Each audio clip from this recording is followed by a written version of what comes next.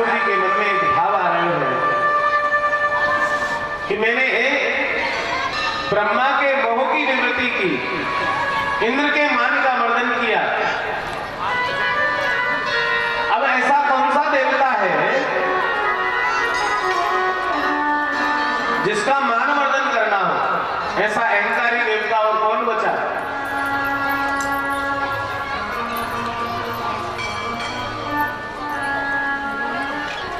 भगवान विचार कर रहे हैं, अरे अभी तो सबसे बड़े अहंकारी जी तो रह गए। ये कौन? कामदेव सबसे बड़े अहंकारी हैं। तो सबको श्रेष्ठ मान रहे हैं, सबसे श्रेष्ठ नहीं है।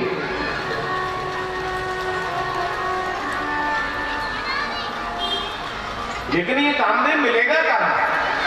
कामदेव को के अहंकार की निवृत्ति कैसे होगी, ये कहां मिलेगा? ठाकुर जी के मन में जो भाव आता है, तो ठाकुर जी की जो लीलाएं हैं उनका विस्तार करने का जो कार्य करते हैं वो हमारे देव ऋषि नारद जी करते हैं।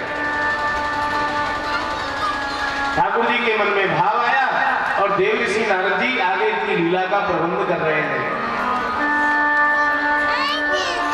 आकाश में जिस मार्ग से कामदेव आ रहा है उसी मार्ग की ओर देव ऋषि नारद जी जा रहे हैं। कामदेव अहंकारी, कामदेव ने देव ऋषि नारद जी को पकड़ लिया और नारद जी को पकड़ करके कहने लगा, देव ऋषि तुम मेरे दिग्विजय का तिलक करो। देव ऋषि नारद जी कहने लगे कि भैया कामदेव एक बात बताओ, तुम्हें मालूम है दिग्विजय का तिलक कब होता है? हाँ हाँ हम सब जानते हैं कब होता है।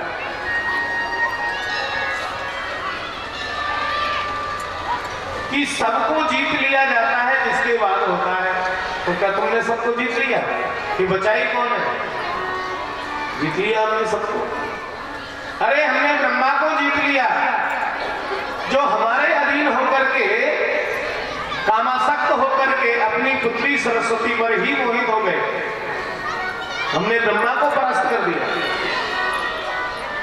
शिव को परास्त कर दिया। जो भगवान विष्णु ने मोहिनी अवतार धारण किया तो भगवान शिव भगवान विष्णु के मोहिनी स्वरूप पर आकर्षित हो गए, शिव को परास्त कर दिया। अरे और तो और हमने राम जी को रुला दिया। अपने पत्नी के वियोग में वन वन भटक रहे हैं, प्रकृति से पूछ रहे हैं, लता पताओं से पूछ रहे हैं। मेरी प्राण वल्लभा जानकी को कहीं तुमने देखा है क्या? नदियों से पूछ रहे हैं, वृक्षों से पूछ रहे हैं, रो रहे हैं, खोज रहे हैं। तुमने मेरी प्राण वल्लभा जानकी को कहीं देखा है क्या? मैंने राम जी को रुला दिया, शिव जी को परास्त कर दिया, ब्रह्मा को परास्त कर दिया और छोटे मोटे देवताओं की तो बात ही क्या है। इनको तो हमने मुर्गा बना दिया। हाँ, कामदेव कह रहा है कि इनको तो हमने मुर्गा बना दिया। गौतम नारी अहिल्या को जब छलने के लिए गए तो असमय मुर्गा जैसे बोलता है ना, मुर्गे की ध्वनि असमय की। गौतम ऋषि समझ गए कि भोर हो गया लगता है, स्नान के लिए चले गए। तो कहने का तात्पर्य इतना सा है कि कामदेव कह रहा है कि और देवताओं को तो हमने मुर्गा बना दिया, और बचा कौन है? साधारण जीव तो हमसे युद्ध ही नहीं कर सकते। एक बात सुन लो देव ऋषि ध्यान से, कि या तो तुम हमारे साथ युद्ध करो या किसी हमारी टक्कर का कोई पहलवान बताओ, और ये भी नहीं कर सकते तो हमारे दिग्विजय का तिलक करो, क्योंकि हमारे शरीर में खुजली चल रही है, युद्ध करना चाहते हैं। देव ऋषि नारद जी हाथ जोड़ करके कहने लगे, भैया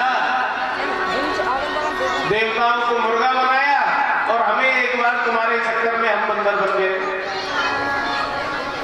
हाँ, नारद जी के मन में भी एक बार भाव आया कि रुद्र के रुद्राणी है, ब्रह्मा के ब्रह्माणी है, नारद के नारदानी हो जाएगी तो क्या परेशानी। हाँ, हमारा भी विवाह हो जाए। विवाह की इच्छा हुई तो भैया तेरे चक्कर में एक बार हमें भी बंदर बनना पड़ा। विश्व मौलिक प्रसंग में तो मैं तो तुमसे युद्ध कर नहीं सकता, युद्ध से पहले ही हार स्वीकार कर ली। हाथ जोड़ता हूं, मेरी सामर्थ्य नहीं है तुमसे युद्ध करने की, और दिग्विजय का तिलक तुम्हें कर नहीं सकता।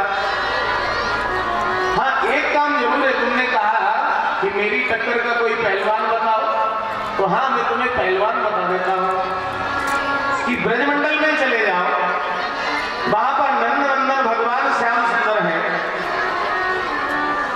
नारद जी मन में भाव रख रहे हैं कि एक ग्वारिया है। नारद जी के मन में तो ये कि वो भगवान है श्याम सुंदर, लेकिन कामदेव के सामने भगवान को साधारण बता रहे हैं। एक ग्वारिया है नंदनंदन, गाय चराने का कार्य किया करते हैं, गोपाल उनका नाम है। कोई कृष्ण भी कहता है, कोई कन्हैया भी कहता है, कोई श्याम सुंदर कह देता है, नंद जी का बेटा है। कामदेव, यदि तुमने युद्ध में उस गोपाल को परास्त कर दिया तो मैं वचन देता हूं कि सभी देवताओं को एकत्रित करके तुम्हें दिग्विजय का तिलक कर दिया जाएगा। कामदेव कहने लगा जल्दी बता दो। जब बड़े बड़े देवताओं को मैंने जीत लिया तो एक साधारण ग्वारिया गंवार गाय चराने वाला कहा, लेकिन अगर तुम्हारी इच्छा है तो मैं उससे भी युद्ध करता हूं, जल्दी बता दो कहां रहता है। नारद जी ने कह दिया ब्रज में रहता है, वृंदावन चले जाओ, नंद जी का बेटा है, कोई भी बता देगा। कामदेव सीधा ब्रज में आ गया, भगवान के समक्ष आकर के कहने लगा कृष्ण तुम्हारा ही नाम है? हाँ भैया मेरा ही नाम है। भगवान समझ गए कि इन्हीं को तो खोज रहा था मैं, कामदेव जी को। देवर्षि नारद जी ने ठीक किया कि इसको हमारे पास भेज दिया। मैं कहां कहां खोजने जाता। कामदेव कहने लगा कृष्ण तुम्हारा ही नाम है? कि हाँ भैया हमारा ही नाम है। तुम्हारे पिताजी का नाम नंद है? कि हाँ भैया ठीक पते पर आ गए। बताओ मैं आपकी क्या सेवा कर सकता हूं? भगवान इतने सहज हो गए, बोलिए मैं आपकी क्या सेवा करूं? कि कृष्ण तुम्हें मुझसे युद्ध करना पड़ेगा। युद्ध करना पड़ेगा भैया, तुम्हारी हमारी कोई लड़ाई नहीं, झगड़ा नहीं, कोई बोलचाल नहीं, जान पहचान तक नहीं, फिर काहे को लड़ाई करनी पड़ेगी? नहीं नहीं, तुम हमारी उन्नति में बाधक बन रहे हो,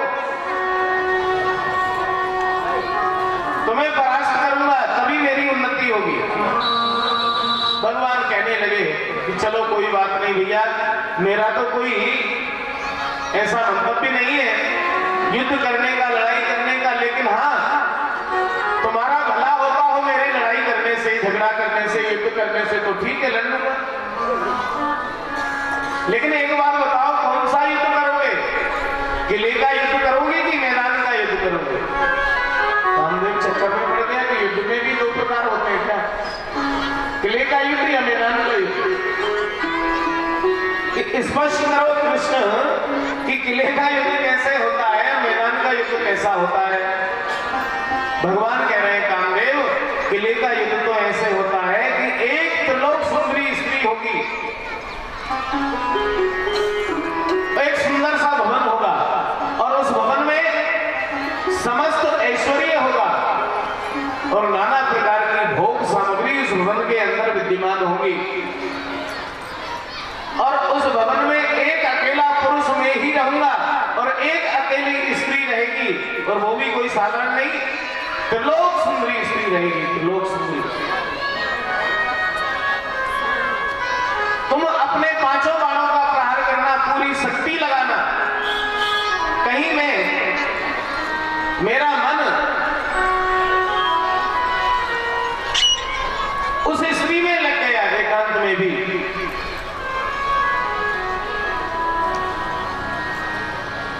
तो मैं हार स्वीकार कर लूंगा।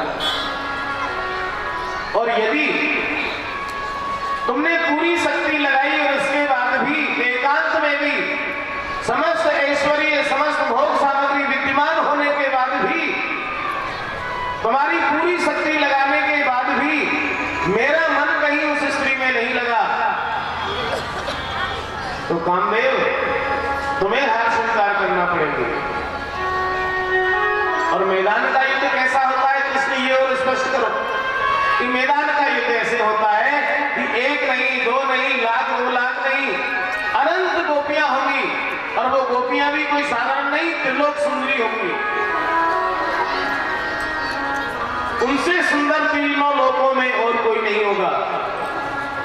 ऐसी त्रिलोक सुंदरी स्त्रियों के साथ, गोपियों के साथ मैं अकेला पुरुष नमन करूंगा, नृत्य करूंगा। तुम अपनी शक्ति लगाना, 5 बाणों का प्रहार करना, और कहीं मेरा एक भी गोपी में मन लग गया तो मैं हार स्वीकार कर लूंगा। और इतने पर भी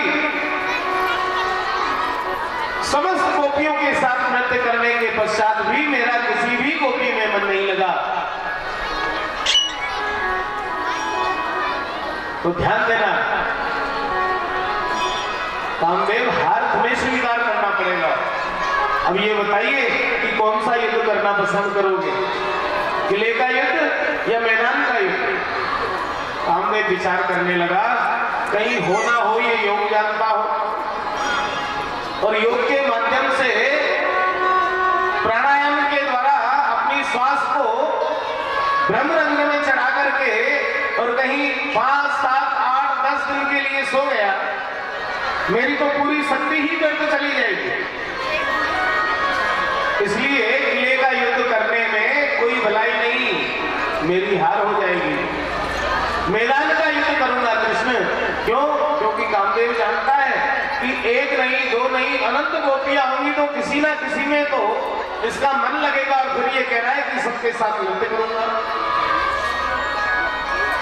कृष्ण, मुझे मैदान का युद्ध स्वीकार है। भगवान कहने लगे, यमुना के तट पर बंसी वट पर आ जाना, तुम्हारा और हमारा युद्ध होगा। स्थान निश्चित हो गया, तिथि निश्चित करने लगे कि शरद पूर्णिमा की रात्रि में मैं तुम्हें यमुना के तट पर बंसी वट पर मिलूंगा और वहां तुम्हारी प्रतीक्षा करूंगा। तुम आ जाना, वहां तुम्हारा और हमारा युद्ध होगा। जाओ कामदेव, अपने युद्ध की तुम तैयारी करो, इधर हम तैयारी करते हैं। समय व्यतीत हुआ, वही शरद पूर्णिमा की रात्रि आई और भगवान श्याम सुंदर शरद पूर्णिमा की रात्रि में यमुना के तट पर पहुंच गए, अकेले युद्ध करने के लिए। देखिए कामदेव से बंसी साथ में है, वेणु। आज ठाकुर जी बंसी से निवेदन कर रहे हैं, अरे बंसी, वेणु, ऐसी बजना, ऐसी बजना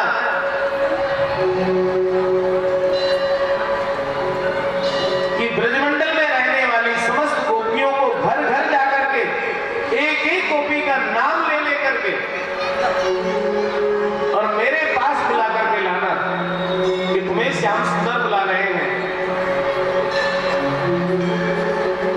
बंसी से भगवान प्रार्थना कर रहे हैं कि बंसी, ये समस्त ब्रज की गोपियां तुमसे ईर्ष्या करती हैं कि ये बेरन बंसी भगवान श्याम सुंदर का निरंतर सामीप्य प्राप्त करती रहती है, लेकिन फिर भी बंसी मैंने तुम्हारा परित्याग नहीं किया, तो उस प्रेम का बदला आज चुका देना। और क्या कह रहे हैं भगवान बंसी से? आज चुका दे बदलों में, तू बजे उठे कुंजन के बीच,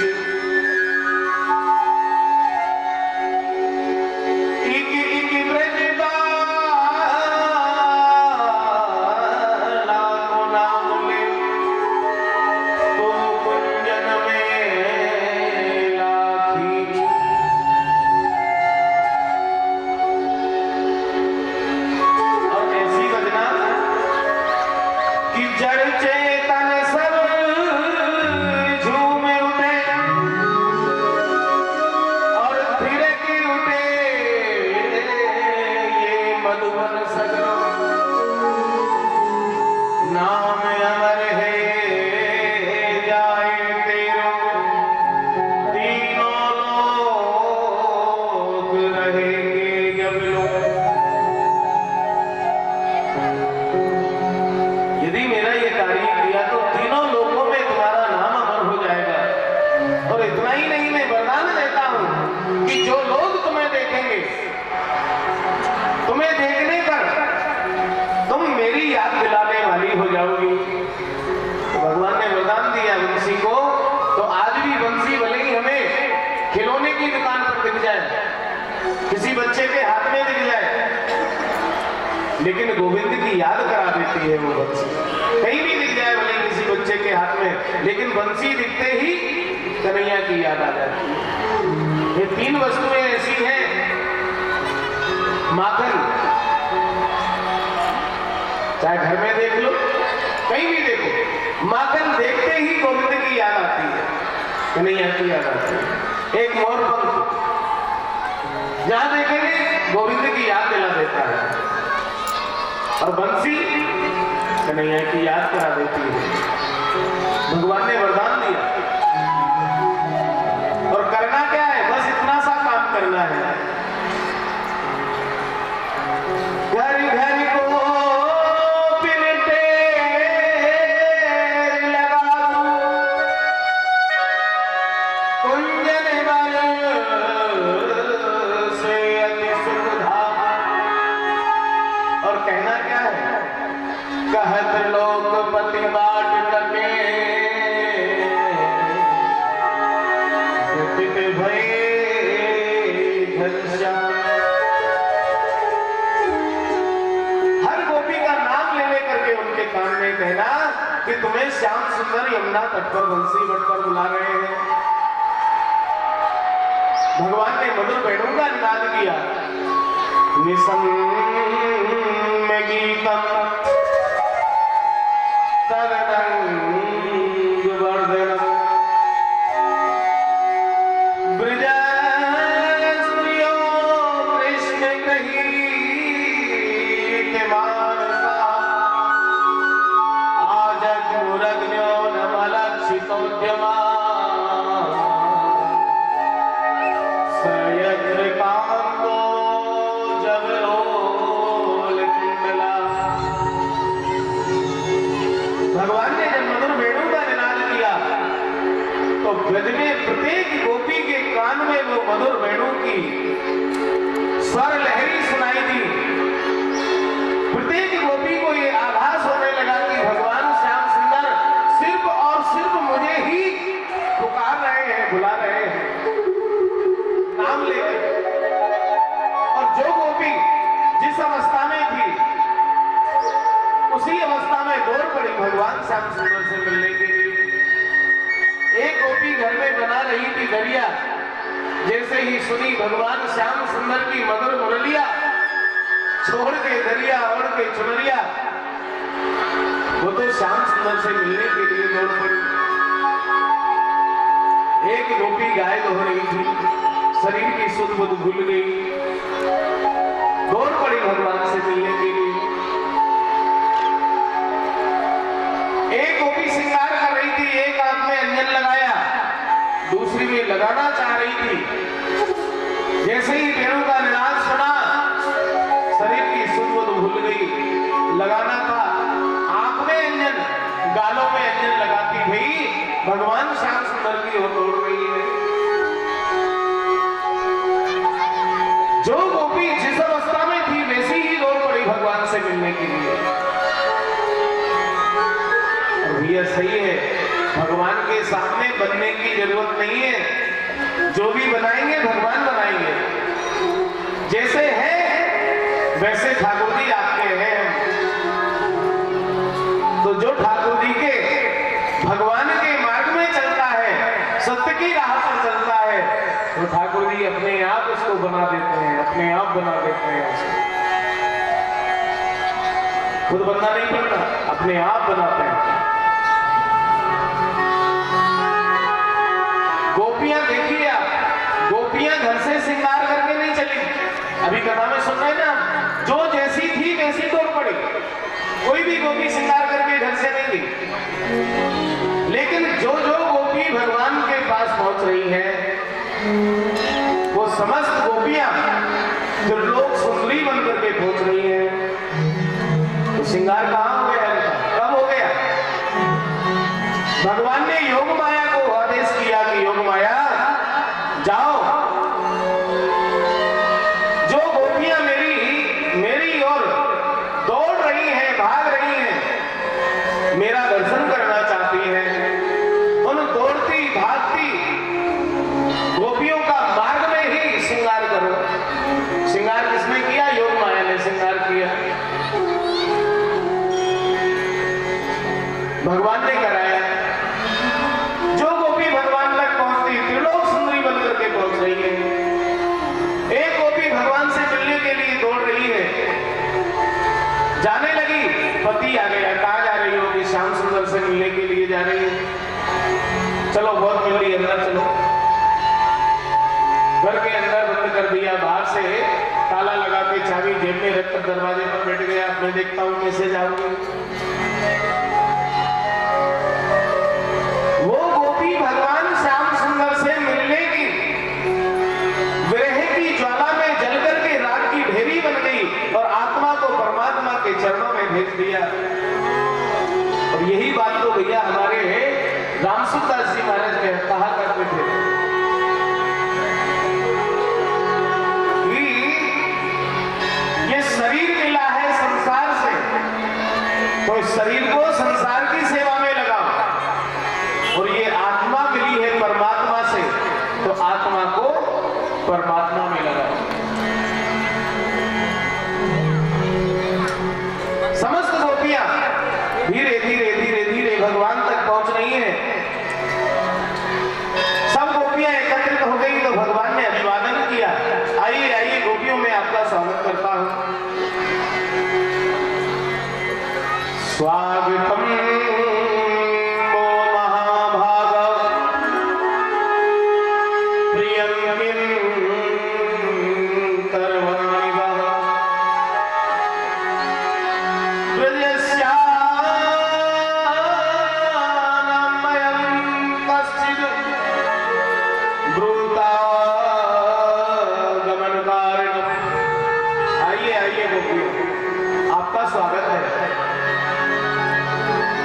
सभी गोपियां अत्यंत हर्षित हो गई,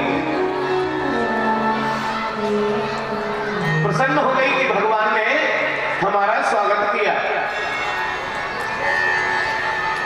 बुलाया और जब आ गई तो स्वागत किया।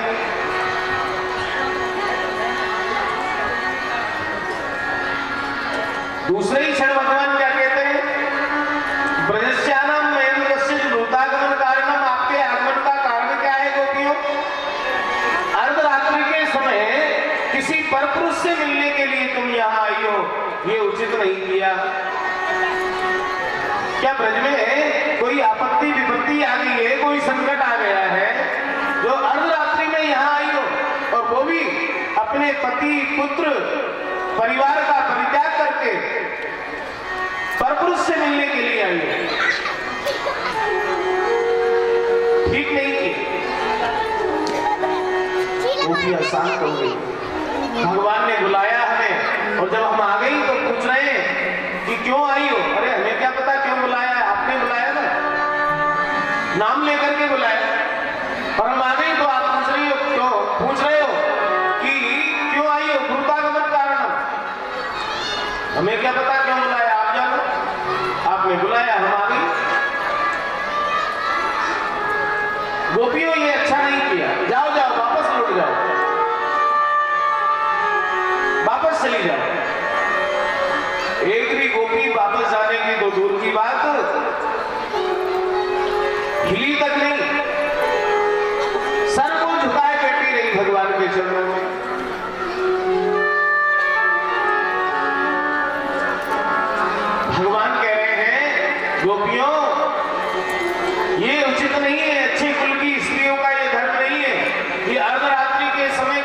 पुरुष से मिलने के लिए जाएं, जाओ जाओ अभी भी समय है, वापस चली जाओ।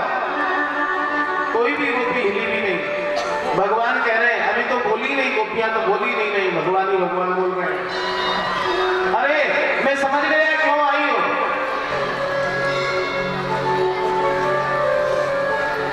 ये सर्द पूर्णिमा की रात्रि में जो चंद्रमा अपनी छटा बखेर रहे हैं,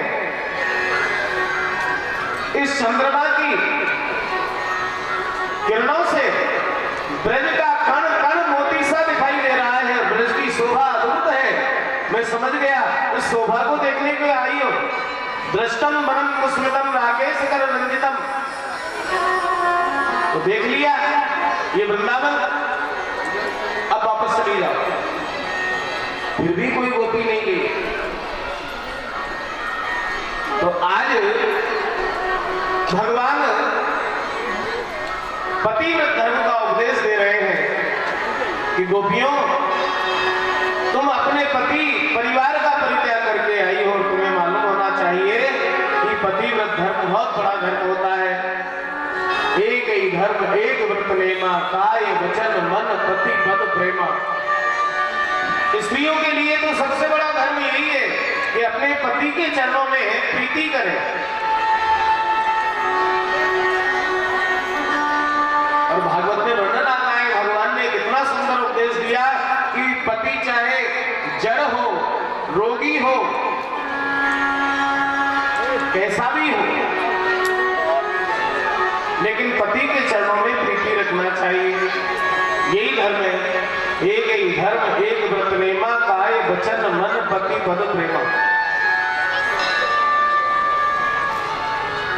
और तुम अपने पतियों का परित्याग करके यहां आई हो, ये ठीक नहीं किया।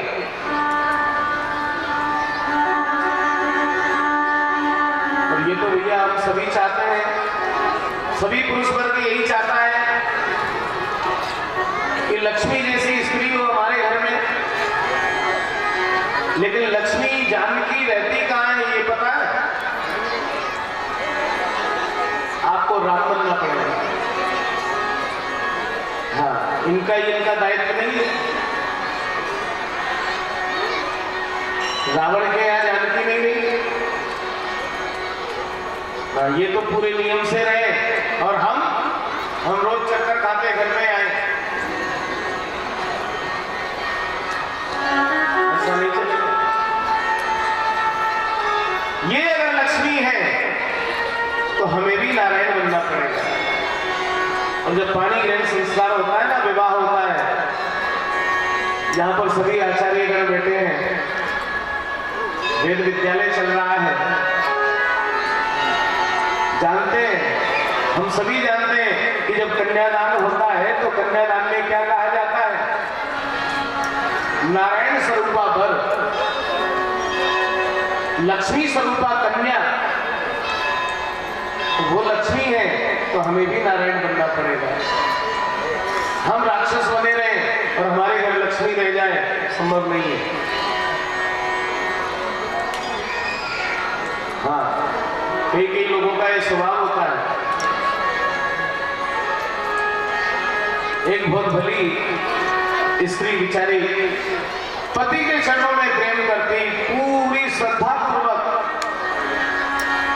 पति की सेवा करती, लेकिन पति ऐसे कि कोई ना कोई गलती ढूंढ करके रोज झगड़ा करते सामने, कोई ना कोई गलती ढूंढ करके लड़ाई करना ही करना उनको।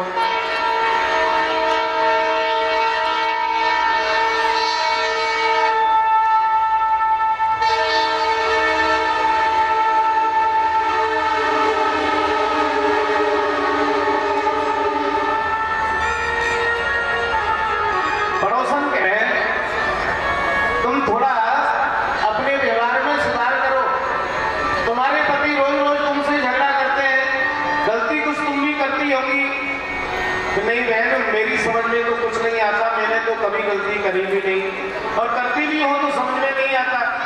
लेकिन एक दिन हो जाए, 2 दिन हो जाए, ऐसा कोई दिन बाकी नहीं कि जिस दिन वो झगड़ा नहीं करे। अरे नहीं बहन, तेरी भी कोई ना कोई गलती होगी।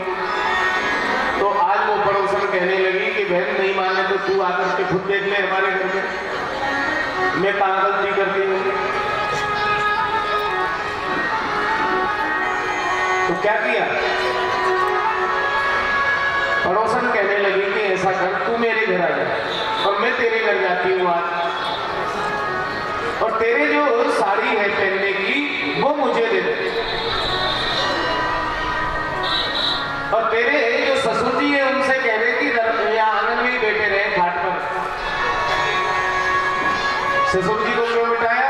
ससुर जी को इसलिए बिठाया कि मैं घूंघट करके रहूंगी। साड़ी पहन ली पड़ोसन की, और जैसे ही संध्या का समय हुआ और पति आया, पति जैसे ही पति ने प्रवेश किया तो सबसे पहले जो पड़ोसन अब पत्नी बनने के रोल कर रही है, असली पत्नी तो पड़ोसन चली गई, पड़ोसन आ गई वहां, उसकी पत्नी की साड़ी पहन करके लाज करके, तो जैसे ही अंदर प्रवेश किया तो सबसे पहले जल की झाड़ी हाथ में लेकर के खड़ी है। मैं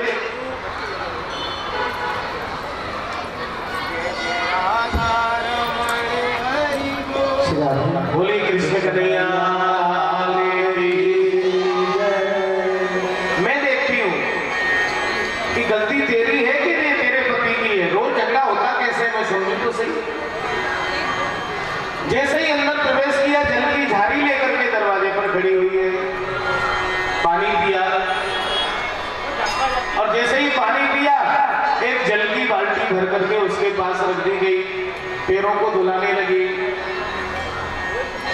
पैरों को धुला करके फिर एक स्वच्छ ताबिल से पैरों को पोंछ भी दिया, और जैसे ही पैर पोंछा आसन बिछा दी गई बैठने के लिए।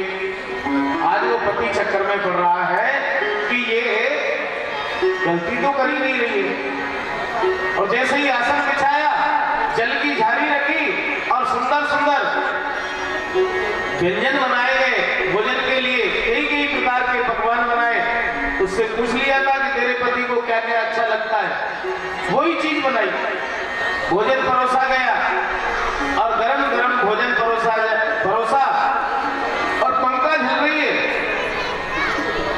कोई चीज की कमी नहीं रखी। ये विचार कर रहा है कि इसमें साग में दाल में सब नमक मिर्च मसाले सब बढ़िया है, लेकिन अब इससे झगड़ा कैसे करूं, कोई गलती तो पकड़ में आई नहीं रही है, लड़ूंगा नहीं जब तक नींद आएगी नहीं। जैसे ही भोजन करके उठा और उठते ही जो है जल की झाड़ी लेके फिर पहुंच गई हाथ धुलाने के लिए, हाथ धोए तुरंत जो है टावल लेकर के दे दिया हाथ पोंछने के लिए। सवाल हो गया, गलती नहीं मिल रही है। भोजन किया तो आंगन में ही पलंग बिछा दिया, ससुर जी से कहा संकेत से इशारा करके कि आप बाहर कोरी में सहन करें, आंगन में पलंग बिछा दिया, और अब वो पैर दबाने लगी,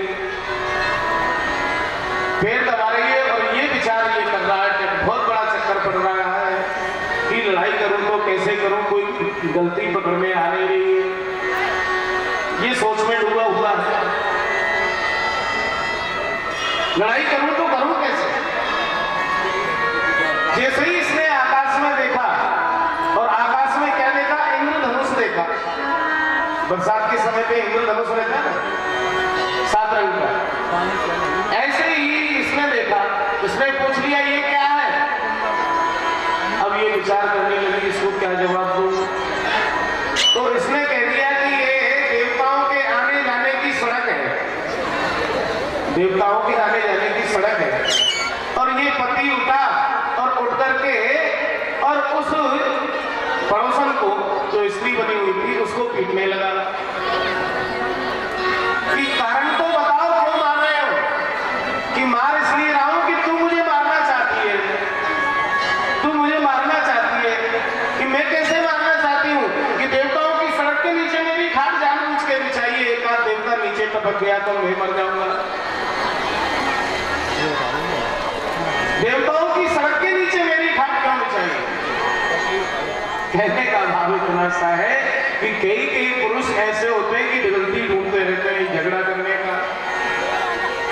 तो राक्षसों के यहाँ लक्ष्मी, जानकी, रमा, उमा नहीं रह सकती। अगर हम जानकी जैसी पत्नी चाहते हैं, लक्ष्मी जैसी पत्नी चाहते हैं, तो हमें भी राम जैसा स्वभाव बनाना पड़ेगा। भगवान कह रहे हैं, देखो पतिव्रत धर्म बहुत बड़ा धर्म होता है, और तुम पतिव्रत धर्म का परित्याग करके यहाँ पर पुरुष से मिलने के लिए आई हो। जाओ जाओ, लौट जाओ, वापस चली जाओ। अरे पतिव्रत धर्म तो इतना बड़ा होता है कि पतिव्रत धर्म के प्रभाव से देखिए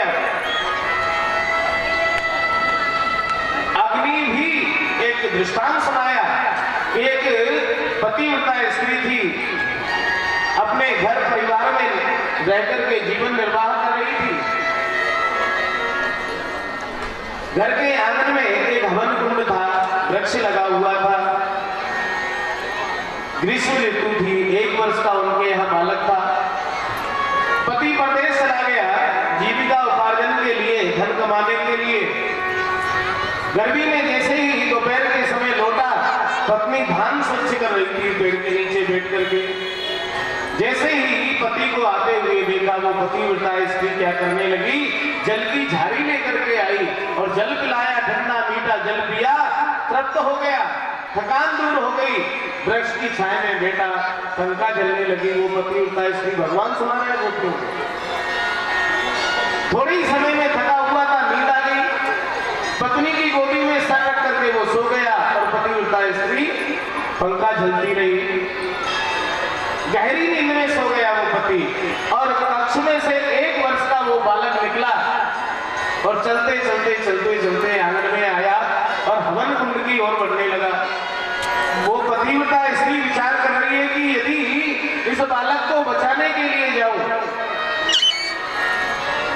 तो यहाँ पर पति की सेवा छूट जाएगी, पतिव्रत धर्म नष्ट होगा। और नहीं जाती हूं तो आज मेरे आंखों का तारा, मेरा लाल कहीं ऐसा ना हो कि हवन कुंड में डूब जाए, उसकी जीवन लीला समाप्त हो जाए। लेकिन मालूम है गोपियों क्या किया? चाहे कुछ भी हो, पति की सेवा का परित्याग नहीं किया। थोड़े ही समय बाद देखते ही देखते उस पतिव्रता स्त्री ने क्या देखा कि अपने आंखों के सामने वो पतिव्रता स्त्री का बालक यज्ञ कुंड की तीनों मेखलाओं को पार करके जलते हुए हवन कुंड में कूद गया। पतिव्रता स्त्री मां है, नेत्र सजल हो गए, रो रही है, लेकिन फिर भी गोपियों भगवान की सेवा का पति कौन है? पति परमेश्वर है, उसकी सेवा का परित्याग नहीं किया।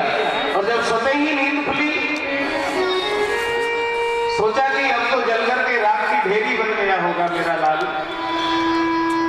दौड़ करके हवन कुंड की ओर गई, चारों तरफ अग्नि जल रही है, लेकिन उस जलती हुई अग्नि में भी क्या देख रही है वो पतिव्रता स्त्री कि पतिव्रत धर्म के कारण उस पतिव्रता स्त्री का वो बालक जलती हुई अग्नि में भी क्रीड़ा कर रहा है, खेल रहा है।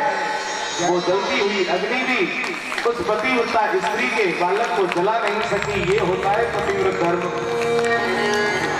और तुम अपने पति का परित्याग करके परपुरुष से मिलने के लिए रात्रि में यहाँ आई हो, ये उचित नहीं किया। जाओ जाओ, अब भी मौका है, वापस चली जाओ। गोपियां कहने लगी, है श्याम सुंदर, आपने बहुत सुंदर कथा सुनाई है।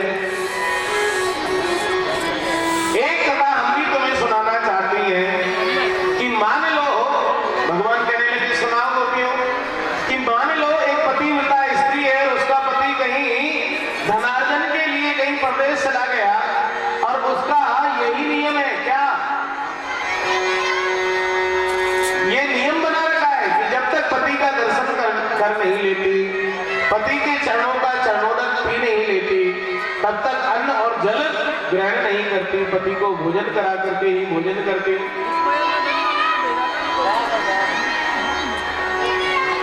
और कहीं पति परदेश चला गया महीने 2 महीने के लिए, तो गोविंद एक बात बताई कि उस पतिव्रता स्त्री को किस प्रकार से अपना जीवन निर्वाह करना चाहिए। भगवान कहने लगे, गोपियों इसमें क्या सोच विचार की बात है। अरे यदि पति कहीं परदेश चला गया तो कोई बात नहीं, उसकी मूर्ति बना ली जाए, उसका चित्रपट यानी फोटो, उसकी सेवा पूजा करे, उसको भोग लगाए, भोजन करे, जीवन का निर्वाह करे। मान लो गोविंद कहीं पति परदेश चला गया, पति तो परदेश चला गया, भगवान से पूछ रही है गोपियां, तो एक पतिव्रता स्त्री अपने पति के चित्रपट की पूजा कर रही है, फोटो की पूजा कर रही है, सेवा कर रही है। उसी समय दरवाजे पर उसका पति आ गया, भाग्यवान दरवाजा खोलो, और वो पति के फोटो की चित्रपट की सेवा में लगी हुई है। तो गोविंद ये और बताइए कि उसका कर्तव्य क्या है, अब उसको क्या करना चाहिए उस स्त्री को। भगवान कहने लगे कि अब इसमें भी क्या विचार करना है, जब साक्षात पति आ गया तो फोटो की पूजा का परित्याग करना चाहिए, और अब तो जाकर के दरवाजे पर साक्षात पति का अभिवादन करना चाहिए, स्वागत करना चाहिए, और उसी की सेवा पूजा करना चाहिए। तो गोविंद हमने भी तो वही किया। ये जगत में रहने वाले पति एक फोटो की तरह है, मूर्ति की तरह है। जब तक आप इनके अंदर विराजमान हो तब तक तो ये मूर्ति चलती फिरती, नाचती गाती, सोती उठती बैठती रहती है, और जिस दिन आप निकल जाते हो वो मिट्टी की मूर्ति मिट्टी में वापस मिल जाती है। मिट्टी में मिले मिट्टी, बाकी की खाक होगी, सोने सी तेरी काया जल करके राख होगी। दुनिया को त्याग करके मरघट में वास होगा, और 2 गज कफन का टुकड़ा तेरा लिबास होगा। आज जो लोग हमें काका जी कह रहे हैं, मामा जी कह रहे हैं, फूफा जी कह रहे हैं, चाचा जी कह रहे हैं, किस लिए कह रहे हैं? हमारे अंदर भगवान है। हम आपको बुआ जी कह रहे हैं, मौसी जी कह रहे हैं, क्यों कह रहे हैं? कि आपके अंदर भगवान है। और जिस दिन वो निकल गया उस दिन क्या कहेंगे? कोई कहेगा फूफा जी? उस दिन तो एक ही बात कहेंगे कि चलो चलो जल्दी ले चलो, जल्दी ले चलो। अरे ये सूर्य अस्त हो रहा है, जल्दी करो जल्दी करो। क्यों? क्या काम हो गया? वो गोविंद निकल गए, वो भगवान निकल गए, तो ये मिट्टी की मूर्ति मिट्टी में मिल गई। प्रभु साक्षात जगत के पति तो आप हैं, बाकी तो संसार में रहने वाले जीव मूर्ति है। जब तक उनके अंदर आप विराजमान हो तब तक तो वो सजीव है। आप जब निकल जाते हो तो मिट्टी मिट्टी में मिल जाती है। और हम साधारण पतियों का परित्याग करके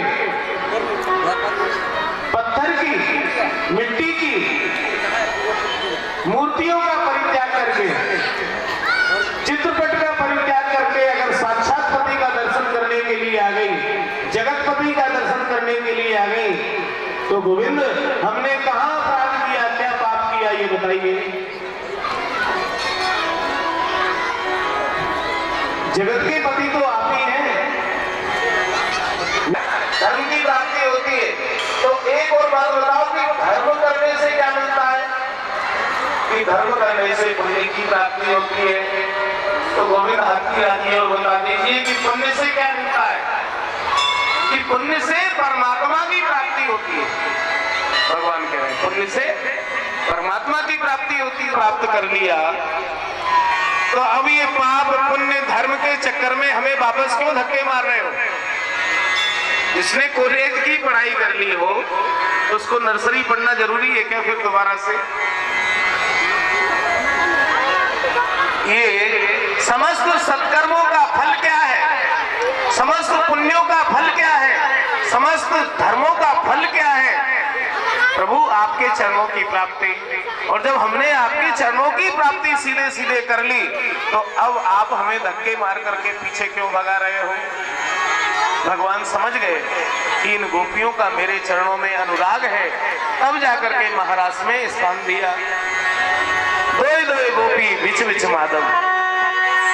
जितनी गोपियां हैं उतने ही भगवान श्याम सुंदर हो गए। एक खड़ो कचिकाच निकाच। जितनी गोपियां उतने ही भगवान। श्याम खड़ो ब्रज गलियन में, एक बगावत देखो हमने, सखी बनो इन सखियन में। थोरी थोरी पे श्याम निहारो, गिरो एक मैया की बतियन में, और जो दुलारी की अखियन में। और वृंदावन की शोभा क्या है? अद्भुत शोभा है।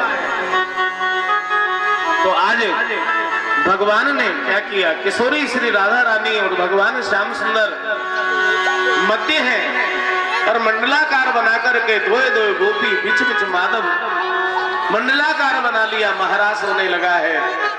इधर कामदेव को संकेत कर दिया, कामदेव अपनी पूरी शक्ति पूरे बाणों को प्रहार करो।